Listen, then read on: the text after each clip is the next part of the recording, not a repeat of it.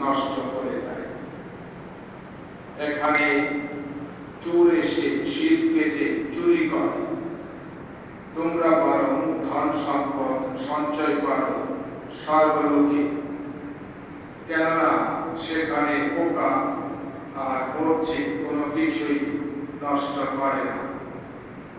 চোর শীত কেটে চুরি করতে আসে না। যেখানে তোমার ধন সম্পদ, তোমার মনটাও তো সেখানে পড়ে থাকবে। এই যে দেহ, চোখটা যেন তার প্রদীপেরই মতো। তাই তোমার চোখ যদি সুস্থ থাকে, তাহলে তোমার গোটা দেহটা আলোয় ভরে থাকবে।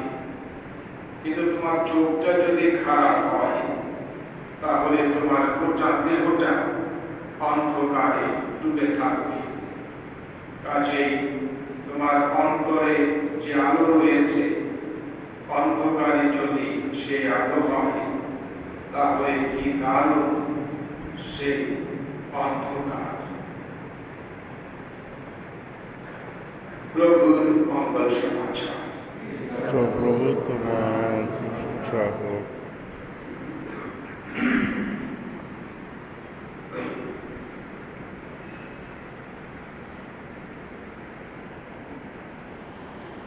প্রিয়জনেরা,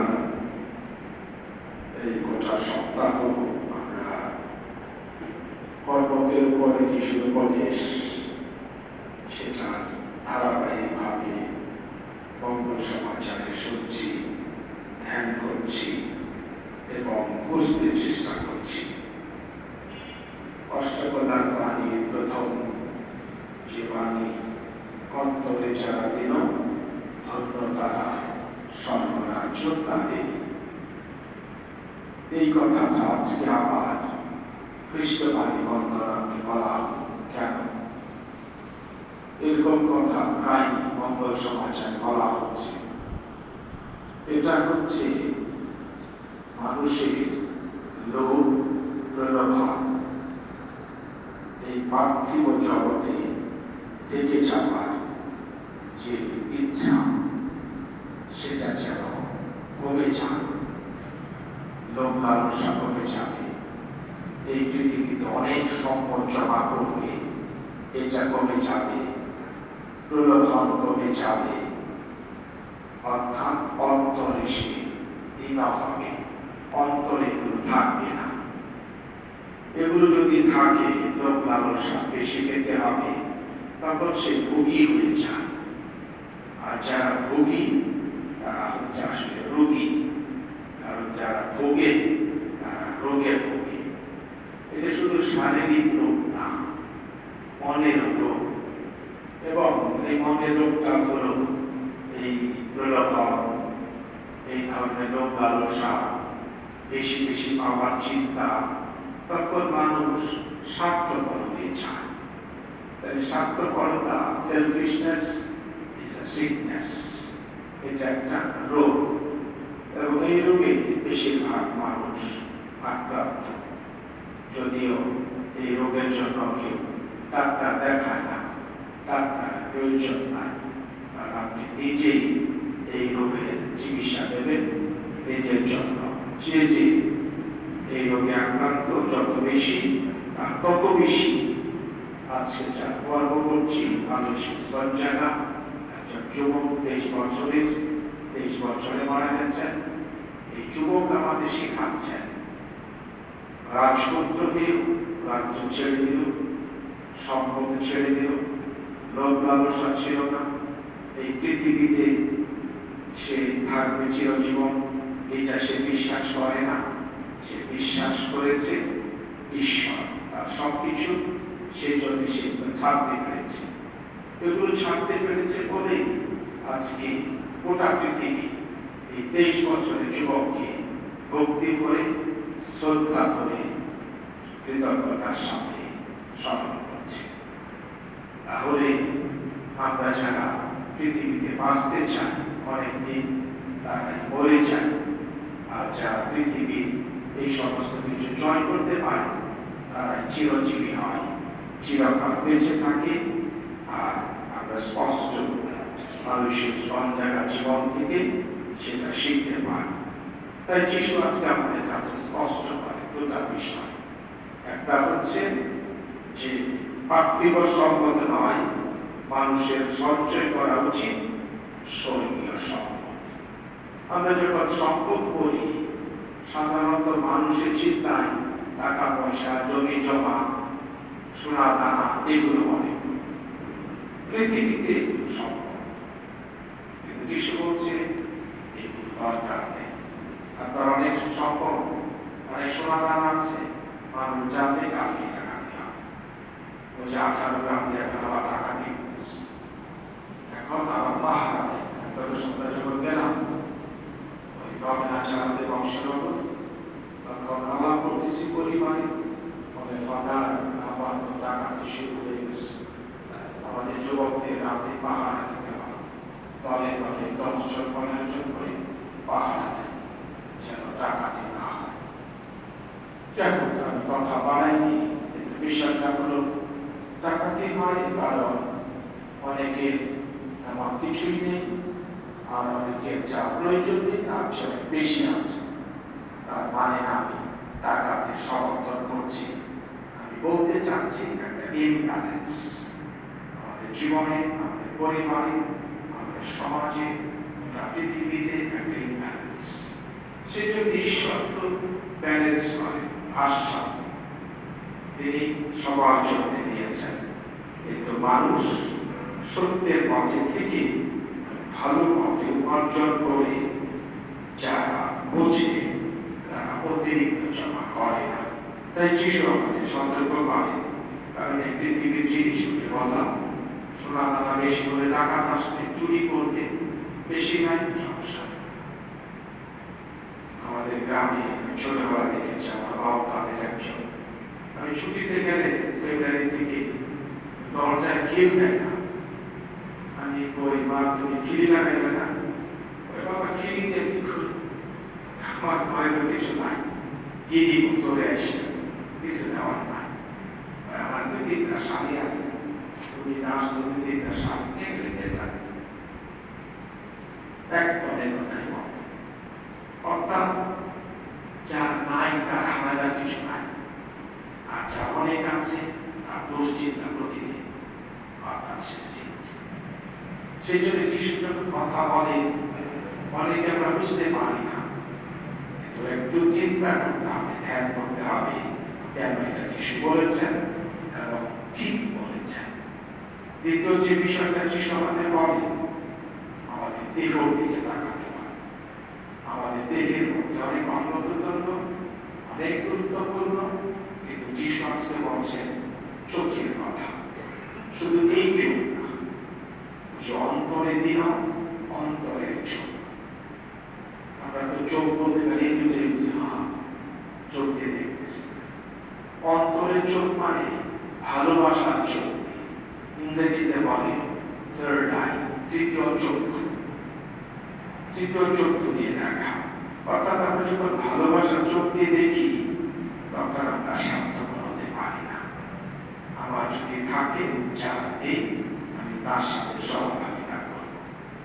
যদি কেউ অসুস্থ হয়, আমি এই চোখ দিয়ে দেখি দূরে যাই না, আমি সেবা করতে চাই। যদি কেউ কষ্ট থাকে, 2 মাইল হেঁটে গেলেও আমার কষ্ট লাগবে না, কারণ ভালোবাসার জোরে আমরা তার কাছে পৌঁছে যাই। সেই জন্যে এই 2 চোখ দরকার, তৃতীয় চোখটা আরো বেশি আলোকিত হওয়া দরকার। সেখানে যিশু বললেন যে চোখ আমাদের দৃষ্টিটাকে দেখতে সাহায্য করে, চোখ আলো দেয়, আলোতে দেখি চোখের আলো। কিন্তু এই চোখ যদি অন্ধকার হয়, অর্থাৎ আমার বিশ্বাস যদি অবিশ্বাস হয়, ভালোবাসা যদি ঘৃণা হয়, প্রতিশোধের মনোভাব হয়, তাহলে আমার দৃষ্টি অন্ধকার। আর বলছে কি ভীষণ সেই অন্ধকার, সে দেখতে পাবে না, সে তো খুঁজে পাবে না, তৃতীয় চক্ষু দিয়ে ঈশ্বরকে পাবে না, ঈশ্বরকে না পেলে জীবনটা বৃথা। তাই প্রিয়জনেরা, যিশুর কথাগুলো কঠিন নয়, সময় লাগে, ধ্যান করতে হয়, চিন্তা করতে হয়। এই চোখ দুটো ধ্যানে বন্ধ করে এখানে তাকাতে হবে আর খুঁজে দেখতে হবে যিশু আছে আমার সাথে, আমি আছি যিশুর সাথে। অন্য কিছুর জন্য তখন এত পরীক্ষা প্রলোভন হবে না, কারণ ঈশ্বর যিনি সবকিছুর মালিক প্রতিষ্ঠান, তাকে পেলে জীবনে আর কিছু বাকি থাকে না। আমাদের জীবন শেষে যখন আমরা মৃত্যুবরণ করি, আমরা ঈশ্বরের কাছ থেকে যেমন আসি, ঈশ্বরের কাছে ফিরে যাব, ঈশ্বরের সামনে গিয়ে দাঁড়াবো। তাই আমরা যেন এই বিষয়ে একটু চিন্তা করি, সচেতন হই, মনোযোগী হই। আমারও বলি, ভুল বুঝতে হবে না, পৃথিবীতে দরকার নেই আমি বলছি না, কিন্তু অতিরিক্ত যারা করছে, প্রয়োজনের চেয়ে অনেক বেশি, তারা সব পথে করতে পারবে না, সম্ভব না। কোনো না কোনো ভাবে ছলচাতুরি করবেই। যারা ছলচাতুরি করে তারা মিথ্যায় থাকে, ঈশ্বর সত্য, তারা মিথ্যা। মিথ্যা সত্যের সঙ্গে আসতে পারে না, সত্যের কাছে থাকতে পারে না। তার মানে তারা এই পৃথিবীতে ঈশ্বরের কাছ থেকে দূরে আছে। কিভাবে তারা যাবে? তাই বিচ্ছতা সাধন, ত্যাগ শিকার, আমাদের সে সুন্দর মনোভাব, অন্তরের দীনতা, জীবনের পবিত্রতা আমাদের ঈশ্বরমুখী করে। ঈশ্বরের জীবন আমাদের মধ্যে সেই অভিজ্ঞতা, সেই উপলব্ধি আমাদের শক্তি দেয় প্রতিদিন সামনের দিকে ঈশ্বরের জীবনে এগিয়ে চলতে। সেই শক্তি আশীর্বাদ আজকে মহান সাধু জীবন দৃষ্টান্ত দেখে আমরা যেন প্রকৃত শিক্ষা গ্রহণ করতে পারি, পালন করতে পারি আর প্রস্তুত হতে পারি ঈশ্বরের রাজ্যে প্রবেশ করার জন্য।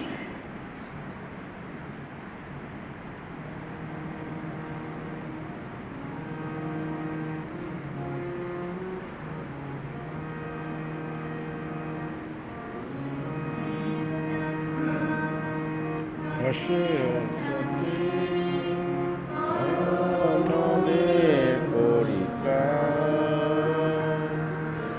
রুটি ও দ্রাক্ষা রসের সাথে আমাদের পবিত্র। মাই করুণা অসীমে ভগবান, তোমারি করুণা অসীম হে ভগবান।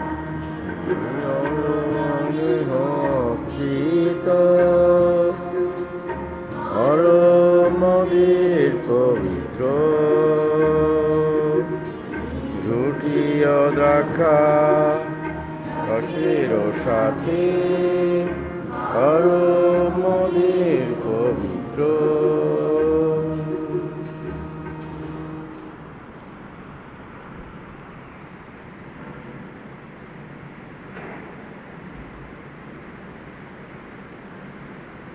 প্রিয়জনেরা, প্রার্থনা করুন যে আমাদের ভক্তি, ভালোবাসা, এই নিবেদন পরম পিতার কাছে গ্রহণযোগ্য হয়। এবং আপনার হাতে অর্পিত যজ্ঞস্বর্গ গ্রহণ করুন।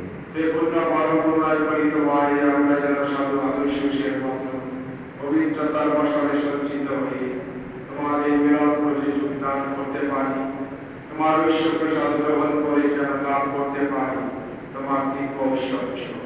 আমাদের প্রার্থনা প্রভু যীশু খ্রিস্টের নামে। প্রভু আপনাদের সহায় থাকুন, আপনাদের সহায় থাকুন, আপনাদের হৃদয় উত্তোলন করুন। আমরা তার সঙ্গে পরিচয়। আসুন আমরা ঈশ্বর প্রভুর ধন্যবাদ করি। হ্যাঁ, বিহিত ন্যায্য। হে প্রভু, পবিত্রতা ও পিতার সর্বকালে ও সর্বস্থানে আমাদের প্রভু যীশু খ্রিস্টের মধ্যস্থতায় তোমার প্রতি ধন্যবাদ নিবেদন করা সত্যি বিহিত ন্যায্য, সমীচীন, কল্যাণকর।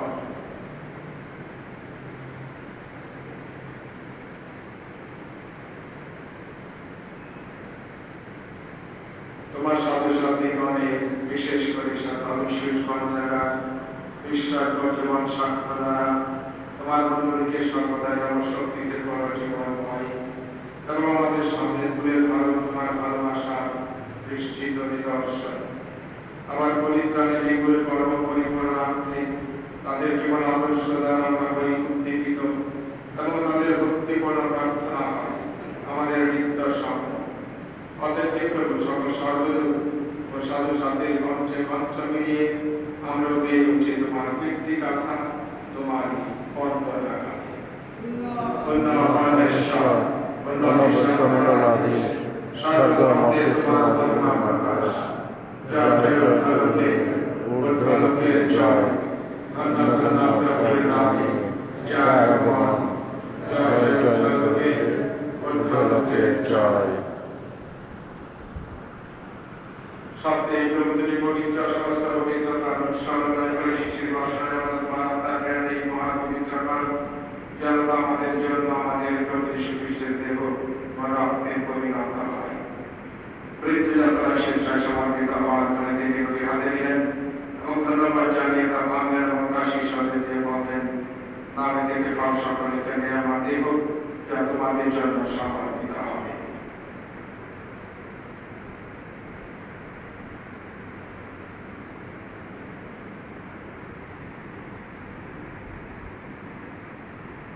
সামনে ভাবে শান্ত ভুলের পরে তিনি পানপত্র চলে পুনরায় তোমাকে ধন্যবাদ জানিয়ে তার শিষ্যদের দিয়ে বললেন, নামে থেকে পান করো সকলে, আমার রক্তের পানপত্র নতুন সশস্ত্র সন্ধির রক্ত যা তোমাদের অনেকের জন্য পাপমোচনের উদ্দেশ্যে পাঠিত হবে। আমার শরণার্থে তোমরা এই অনুষ্ঠান।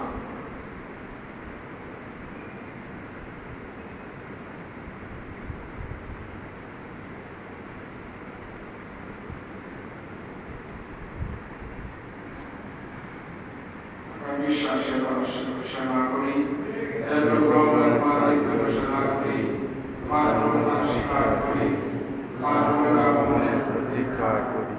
অতএব প্রভু তার নিত্য কর্মকার সংস্থা পালন করে আমরা জীবনদায়ী করতে যাই তোমার কাছে লাভ করি। তোমার সমুদ্রে দলকে তোমার সেবা করতে তুমি আমাদের যোগ্য করে দিয়েছো, তোমাকে ধন্যবাদ জানাই। বিরতি করি খ্রিস্টের দেহ রক্তের সহভাগী হয়ে আমরা যেন পবিত্র আত্মার দ্বারা সম্মিলিত হয়ে এক হতে পারি। হে প্রভু সহভাগ মূল্যের দৃষ্টিতে তোমার প্রসাদ মণ্ডলীকে স্মরণে রেখো। আমাদের পূর্ণপিতা ফ্রান্সিস আপনার বিশ্বকে জয় সহকারী বিশ্বক সুব্রত এবং যাদের সমাজের সাথে থাকে তোমার প্রেমের পূর্ণতায় পরিণত পূর্ণতার প্রত্যাশায় নির্জিত আমাদের ভাই বোনদের এবং তোমার দয়ার আশ্রয়ে পিতা সকলের কথা স্মরণে রেখো। তোমার মণ্ডলের বিভাগ তাদের স্থান করুণায় করে আমাদের সকলের প্রতি সদয় হও। ঈশ্বর জয় ধন্যবাদ ভাই আমার সাথে ধন্য জোসেফ ধন্য প্রেরিত শিষ্যগণ এবং যুগে যুগে পার্বতী ভাজন সকল সন্তানদের সঙ্গে আমরা শাশ্বত জীবনে সহভাগী অর্জন করিয়াছি এবং তোমার প্রশংসা মহিমা কীর্তন করতে পারি তোমার পুত্র যীশু খ্রিস্টের দ্বারা। তাই দ্বারা তারই সঙ্গে তারই মধ্যে পবিত্র আত্মার সংযোগে যে সর্বশক্তিমান পিতা পরমেশ্বর সমস্ত গৌরব তোমারই সমস্ত মহিমা যুগে যুগান্তর। বিশ্বাস নিয়ে মুক্তি করে প্রভু যীশুর সেবার প্রার্থনায় পরম পিতাকে ডাকো।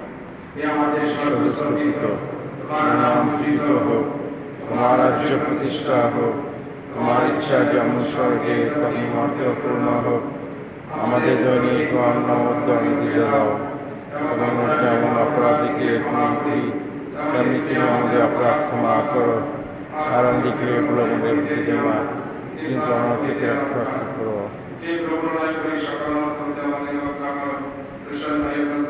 শান্তি প্রদান করো, যারা তোমার গুণের ফলে পার করে আমরা পাপ থেকে সর্বদা মুক্ত এবং সমস্ত সংকট থেকে নিরাপদে থাকি। আমরা রয়েছি সেই পূর্ণ আশায় এবং আমাদের মুক্তিদাতা যীশু খ্রিস্টের আগমনের প্রতীক্ষায়।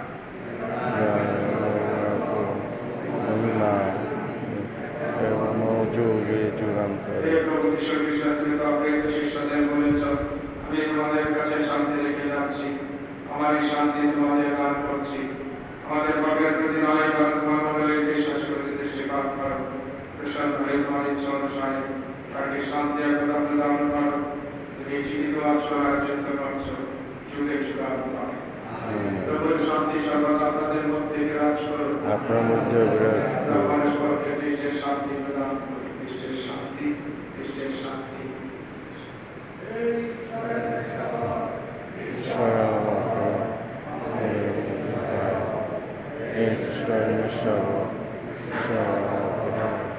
আমাদের মধ্যে বিশ্ব পাপ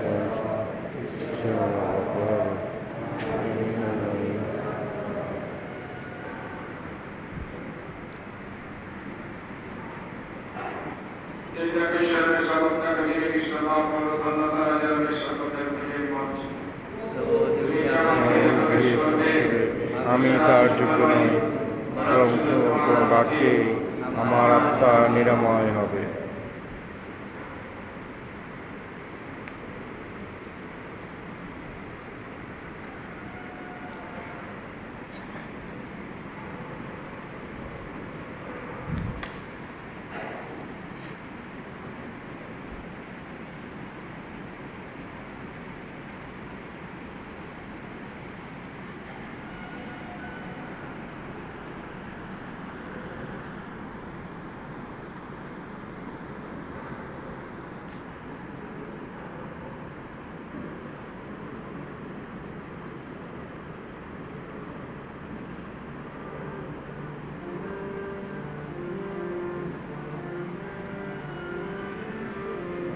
আজ 21শে জুন, শুক্রবার 2024। আমি পাগারে ছিলাম, আমার বোনকে নিয়ে আসছিলাম গত রাতে মাসুদ দেওয়ার জন্য, কারণ তাকে আমি ঢাকায় নিয়ে গেছিলাম জন্য বেড়াই, আবার নিয়ে আসলাম। তাই ভোরবেলা সকালবেলা পাগার গির্জায় মিশে অংশগ্রহণ করছি। খুবই ভালো লাগলো ফাদারের উপদেশ, তাই সকলকে জানাবার জন্য ফাদারের উপদেশ বাণী সহযোগিতা সবাইকে বোঝার, জানার এবং হৃদয় ধারণ করার জন্য এই ভিডিওটা করছি, শেয়ার করছি।